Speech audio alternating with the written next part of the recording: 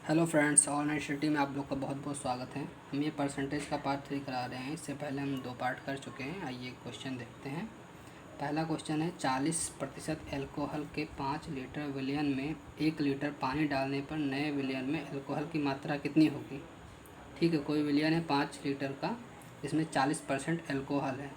अब 5 लीटर का विलियन है, उसमें 40% एल्कोहल है, तो हम निकाल लेते हैं कि कितने लीटर एल्कोहल होगी। ठीक है, तो 5 लीटर का 40% हमें निकालना है, जो कि हम निकालेंगे तो कितना आएगा। ये हो गया 200, 5 चौक 20 और 0 और ये 100, ये कट गया, ये आ गया 2 लीटर। 2 लीटर हमारे पास क्या है, एल्कोहल है। ये हो गया एल्कोहल। और जब 2 लीटर एल्कोहल है, फिर आगे क्वेश्चन देखते हैं। तो 2 लीटर एल्कोहल है तो 3 लीटर पानी होगा। ठीक है, आगे देखते हैं कि 1 लीटर पानी डालने पर नए विलियन में एल्कोहल की मात्रा। भाई एल्कोहल तो हमारा 2 लीटर पहले था, 2 लीटर अब भी रहेगा।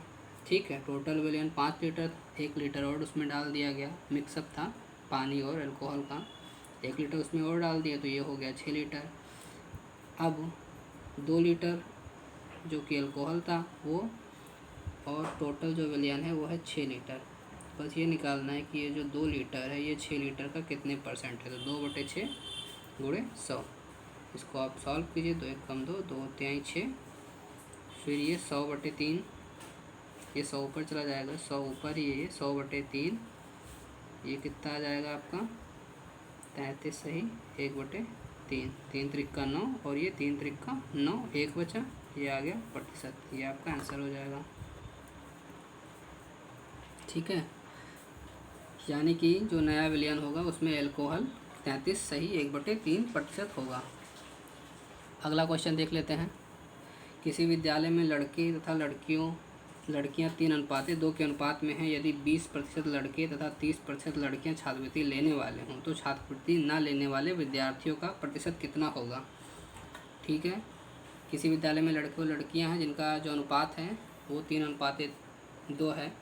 ये हो गया बॉयज़ और ये गर्ल्स, इनका अनुपात कितना है, 3:2 है। ठीक है, अब निकालना कि ये है कि यदि 20% लड़के, यानी 3 का 20% निकालना है, फिर 2 का 30% निकालना है। तो हम एक बार मान लेते हैं कि मान लो टोटल जो है ये सब 100 के गुणज में है, यानी 3 गुणे 100, 2 गुणे 100 कर देंगे, कोई प्रॉब्लम नहीं आएगी, क्वेश्चन आसानी से सॉल्व हो जाएगा। अब हम मान लेते हैं कि 300 लड़के हैं और 300 लड़के और 200 लड़कियां। ठीक है, इसी में हमने 100 से गुणा कर दिया है और आपको कुछ नहीं करना है। 300 लड़के और 200 लड़कियां हो गई हैं। अब 300 का हमको 20% निकालना है, फिर वही ट्रिक अपनी, 300 गुणे 20/100। ठीक है, इसको आप सॉल्व कीजिए, कितना आ जाएगा, 2 3 6, ये हो गया 60। ये संख्या निकाल रहे हैं। ठीक है, ये अनुपात में दिया था, ये परसेंटेज में था, अब हम यहाँ पे संख्या निकाल रहे हैं। तो यानी कि 60 लड़के, ये हमने लड़कों का निकाला है, बॉयज़ का है, तो 60 लड़के वो हैं जो छात्रवृत्ति लेने वाले हैं। अब लड़कियों का निकालते हैं हम। तो गर्ल्स कितनी थी, गर्ल्स हमारी टोटल थी 200, 200 का 30%/100, ये कट जाएगा, ये भी आ गया 60, यानी 60 लड़के हैं और 60 लड़कियां हैं जो कि क्या ले रही हैं, छात्रवृत्ति ले रही हैं। तो 60 लड़के और 60 लड़कियां दोनों को जब ऐड करेंगे, यानी कि 60 + 60, टोटल बच्चों की संख्या हो जाएगी 120 बच्चे छात्रवृत्ति लेने वाले, छात्रवृत्ति लेने वाले 120 बच्चे हैं जो कि छात्रवृत्ति लेते हैं। टोटल कितना था, टोटल बच्चे कितने थे स्कूल में, 300 गुणे 300 + 200, हमने 100 माना था इसमें, तो 300 + 200 आप 30 और 20 भी कर सकते हैं, 300 200 भी कर सकते हैं, या 3x और 2x भी कर सकते हैं। सबसे आसान यही होता है, 100 आप कर लीजिए। ठीक है, टोटल कितने थे, 500। यहाँ पे टोटल जो थे वो थे 500 स्टूडेंट। अब 500 में से 120 छात्रवृत्ति लेते हैं, हमें उन बच्चों का प्रतिशत निकालना है जो छात्रवृत्ति ना लेते हो। ठीक है, 500 में से 120 हम माइनस कर देंगे, हमारा नेक्स्ट स्टेप होगा, यानी कि टोटल बच्चों में से जो बच्चे छात्रवृत्ति लेते हैं उनको माइनस कर देंगे तो ना लेने वाले निकल के आ जाएंगे। कितना हो जाएगा, ये 0 हो जाएगा, यहाँ पे 10 में से 2 गया, ये 8 हो जाएगा, 4 में से 1 गया 3, यानी कि 300 बच्चे ऐसे हैं जो कि छात्रवृत्ति नहीं लेते हैं। अब हमको ये निकालना है कि ये जो 300 बच्चे हैं, ये 300 बच्चे कितने प्रतिशत हैं, 500 के परसेंटेज निकालना है। तो ये 2 0 से 2 0 कट जाएगा, 5 6 30 और 5 0 0, 380 है। ठीक है, 380 है, तो ये हो जाएगा 5 7 35,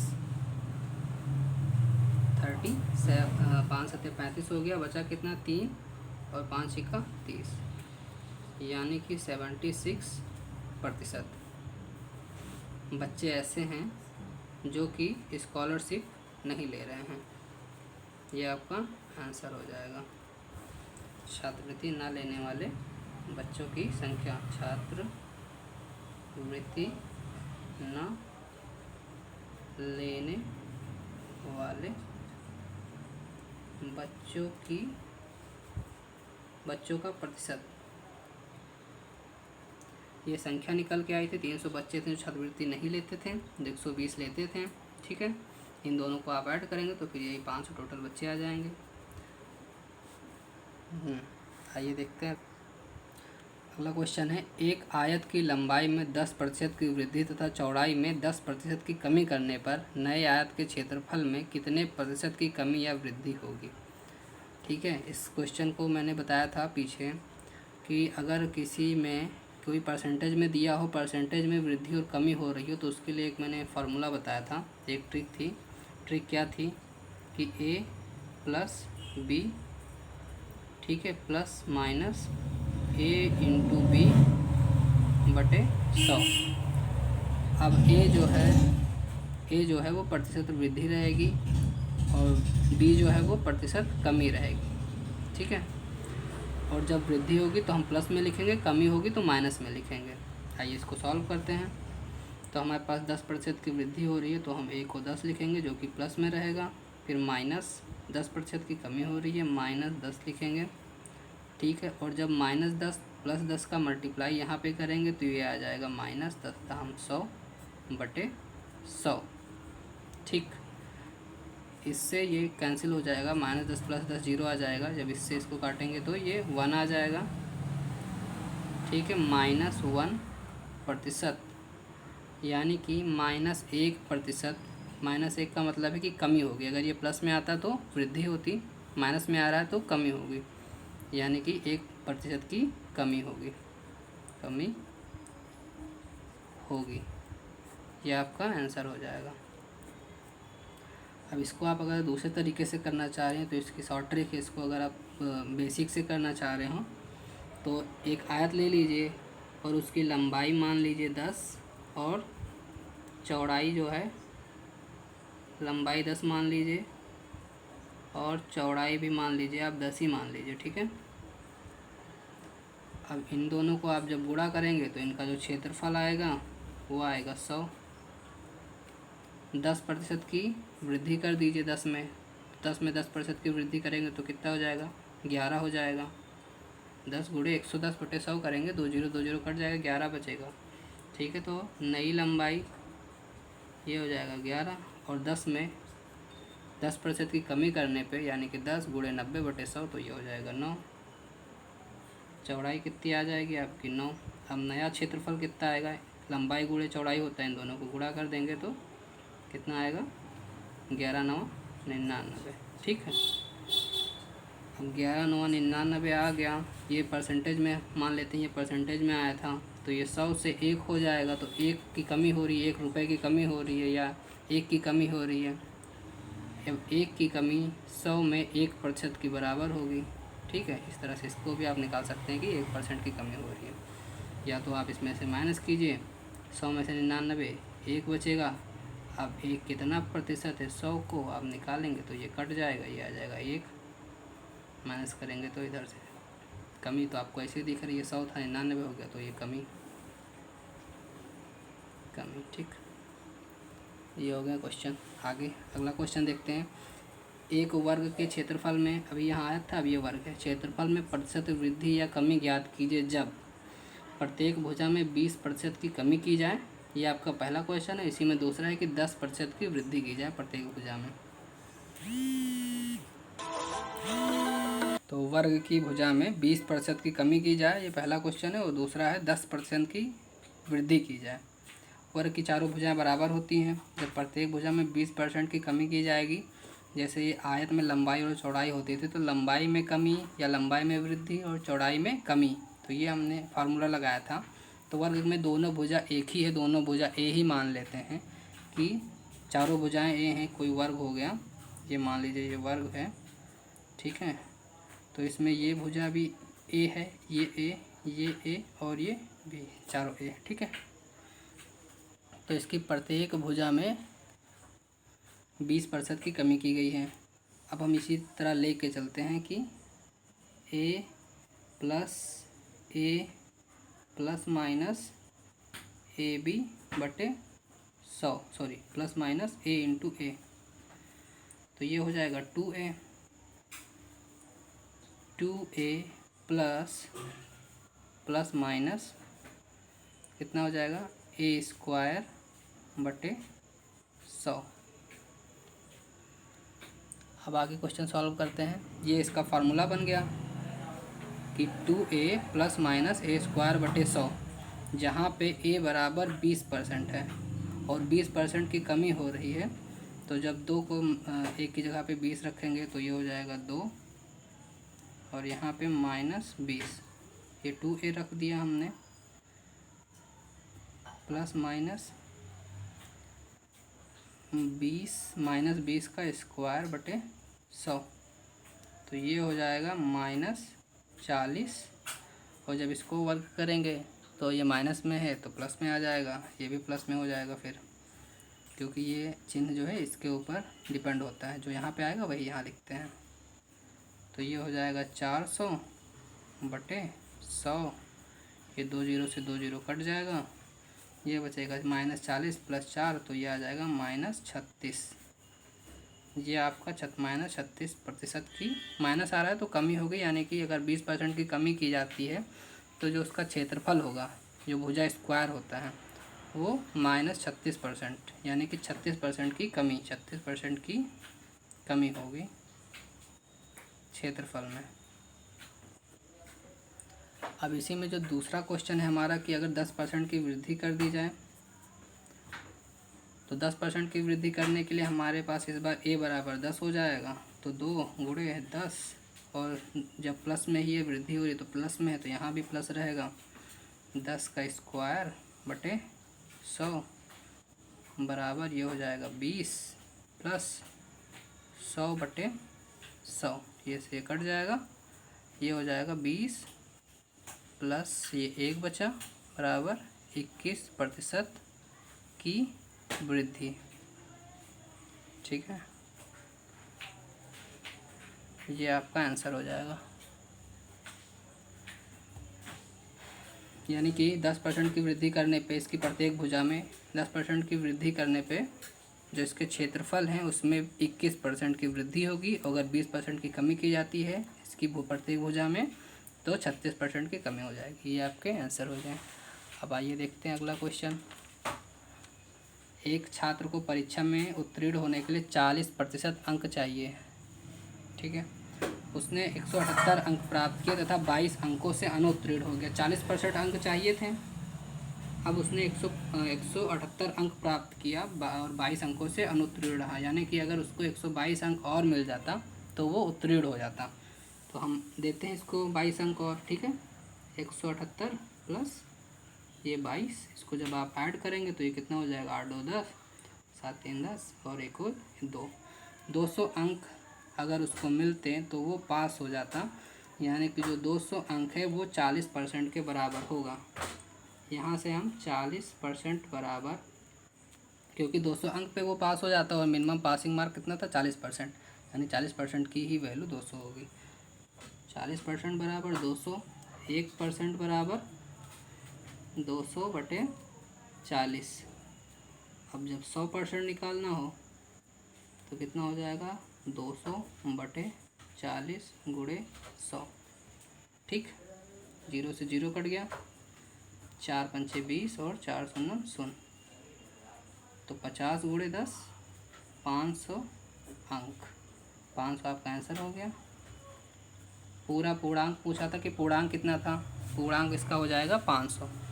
ठीक है, 500 अंक पूरा पेपर जो था 500 अंकों का था, 200 अंक उसको मिलता तो वो पास हो जाता, लेकिन वो 178 अंक लाया था, 22 अंक कम थे पास होने में, तो हमने उसमें जोड़ दिया जो कि 40% के बराबर था। ठीक, ये आपका आंसर हो गया। इसी में आइए अगला क्वेश्चन देखते हैं। किसी परीक्षा में 60% विद्यार्थी अंग्रेजी में तथा 70% गणित में उत्तीर्ण होते हैं। यदि 20% विद्यार्थी दोनों विषयों में अनुत्तीर्ण हैं तथा 2500 विद्यार्थी दोनों विषयों में उत्तीर्ण रहें तो कुल परीक्षार्थियों की संख्या, ठीक है, देखते हैं। उत्तीर्ण कितने हुए, उत्तीर्ण अंग्रेजी में उत्तीर्ण, ठीक है, ये हो गया। इंग्लिश में ई लिख लेते हैं, इंग्लिश को, इंग्लिश में उत्तीर्ण 60%। 100 टोटल 100% थे, 100 में से 60% उत्तीर्ण हुए, तो अनुत्तीर्ण कितने होंगे, तो इंग्लिश में अनुत्तीर्ण कितने हो जाएंगे, 100 - 60 जो कि आएगा 40%। 40% अनुत्तीर्ण है इंग्लिश में। यहीं पे गणित में लिख लेते हैं, मैथ में उत्तीर्ण 70%, तो मैथ में अनुत्तीर्ण 100 - 70 करेंगे तो ये आ जाएगा 30%। इंग्लिश में अनुत्तीर्ण हुए 40%, मैथ में अनुत्तीर्ण हुए 30%, और दोनों में 20% विद्यार्थी दोनों विषयों में अनुत्तीर्ण हैं, यानी कि इंग्लिश एंड मैथ दोनों में अनुत्तीर्ण कितने, 20%। इसको लगाने का एक तरीका होता है, ठीक है, आप इसको इस तरह से बना लीजिए, इसको इंग्लिश मान लीजिए और इसको मैथ मान लीजिए, ठीक है। तो इसमें सबसे पहले हम कॉमन वाला लिख लेते हैं, यानी कि दोनों में अनुत्तीर्ण कितने हुए हैं, 20%। अब ये इंग्लिश हो गया, ये मैथ हो गया, दोनों में 20% अनुत्तीर्ण हुए। उसके बाद में इंग्लिश में देखते हैं, इंग्लिश में 40% अनुत्तीर्ण हुए, तो 20% ये वाला और 20% ये पूरा, यानी कि जो केवल इंग्लिश में अनुत्तीर्ण वो 20% है और पूरे इंग्लिश में मिला के 40। ऐसे ही मैथ में देख लेते हैं, मैथ में 20 ये हो गए और 10 ये हो गए, ये टोटल मिला के 30% हो गया। तो 20, 20, 40 और 10, 50 कुल अनुत्तीर्ण, कुल अनुत्तीर्ण कितने हो गए, ये 20%, ये 20% और ये 10%, दोनों तीनों मिला के हो गया 50%। 50% मतलब आधा, जिसकी वैल्यू यहाँ पे दी हुई है 2500। 2500 अनुत्तीर्ण हुए, 2500 उत्तीर्ण हुए, तो 2500 अनुत्तीर्ण होंगे। आधे की वैल्यू दी हुई है और आधे हम जोड़ लेंगे तो इसका दुगना जो है टोटल संख्या हो जाएगी। आइए इसको निकालते हैं। कुल अनुत्तीर्ण 50%, तो कुल उत्तीर्ण 100 - 50, ये आगे कितने 50%। जैसे हमने ये क्वेश्चन लगाया था कि 40% की वैल्यू दी थी, वैसे यहाँ पे उत्तीर्ण की वैल्यू दी हुई है, दोनों विषयों में उत्तीर्ण रहे हैं, ठीक है। तो 50% बराबर कितना हो जाएगा, 2500, ठीक। 1% बराबर 2500/50 और 100% बराबर कितना हो जाएगा, 100% बराबर हो जाएगा 2500/50। 50 गुणे 100, तो 50 दूना 100 और 25 दूना 50, ठीक, ये हो गया और ये 00, यानी कि 5000 जो हैं कुल परीक्षार्थी थे, ठीक है, 5000 परीक्षार्थी, ये आपका आंसर हो जाएगा, ठीक है। आइए अगला क्वेश्चन देख लेते हैं। चीनी के मूल्य में 10% की कमी होने पे एक उपभोक्ता 837 रुपये में 6.2 किग्रा चीनी अधिक खरीद सकता है। चीनी का नया मूल्य क्या होगा? इसके लिए एक सूत्र बता देता हूँ, ठीक है। तो आइए देख लेते हैं सूत्र क्या है। नया मूल्य बराबर नया मूल्य बराबर M/X गुणे प्रतिशत वृद्धि या कमी, यानी कि कितने प्रतिशत की कमी हुई है, प्रतिशत वृद्धि या कमी बटे 100, जहाँ M बराबर क्या होता है, कीमत, यानी कि इसकी कीमत कितनी थी, वो हो गई 837 रुपये लिखा हुआ है, तो ये इसकी कीमत हो गई। M बराबर वस्तु की कीमत, और यक्स बराबर क्या हो जाएगा, यक्स बराबर अधिक या कम मात्रा, यानी कि इसमें 6.2 kg अधिक खरीद रहे हैं। कभी ऐसा क्वेश्चन आएगा कि 10 kg कम खरीद रहे हैं या 18 kg कम खरीद रहे हैं, तो यक्स बराबर क्या हो जाएगा, अधिक या कम मात्रा, ठीक है। आइए क्वेश्चन अप्लाई करते हैं। तो यहाँ पे M बराबर क्या है, यानी कि वस्तु की कीमत क्या दिया हुआ है, 837 दिया है, 837 बटे X बराबर क्या है, अधिक या कम मात्रा, यानी कि 6.2 kg हम अधिक खरीद पा रहे हैं। फिर प्रतिशत वृद्धि या कमी, 10% की कमी हो रही है, तो यहाँ पे 10 लिख लेंगे बटे 100 लिख लेंगे, ठीक है। अब इसको सॉल्व करना है। आइए इसको जब आप सॉल्व करेंगे तो यहाँ दशमलव कट जाएगा, ये 0 बढ़ जाएगा, ठीक है। फिर ये 2 0 से दोनों 0 कट जाएंगे। अब हमारे पास संख्या क्या बचेगा, 62 बचेगा, और ये 837 बचेगा। तो इसको 2 से काटते हैं, 2 तिहाई 6 और 2 1 कम 2, फिर इसको 2 से काटेंगे तो 2 दूनी 4, सॉरी 2 चौके 8, 2 1 कम 2, और 2 अठे 16 और 2 पंचे 10, 418.5। इसको आप भाग कर लेंगे, यहाँ पे 418 को हम भाग करेंगे किससे, 31 से,